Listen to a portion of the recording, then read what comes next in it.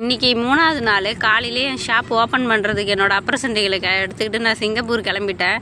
சரின்னு சொல்லிட்டு நடப்பாதையாக நடந்து போனால் சிங்கப்பூர்லாம் ஒரு டிஃப்ரெண்ட்டாக இருக்குதுங்க. ரோடுன்னா பஸ்ஸுன்னா ஆகாயத்திலே பறக்கிற மாரி இருந்துச்சு. சரின்னு சொல்லிட்டு என்னோடய அப்ரசண்டைகள் முன்னாடி பாட்டு பாடின்னு போவேன், நான் பின்னாடி அப்படியே தொடர்ந்து போயிட்டே இருந்தோங்க. என்னோடய ஷாப் வர்றதுக்கு இன்னும் கொஞ்சம் தூரம் தாங்க, அதனால நம்ம வாங்க போயிட்டே இருக்கலாம் அப்படின்னு சொல்லிட்டு போயிட்டே இருந்தோம்.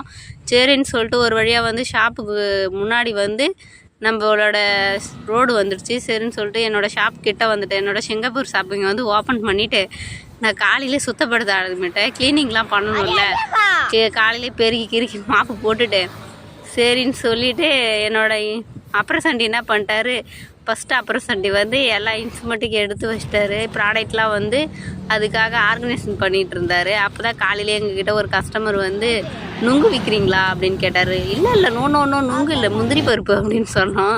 சரிம்மா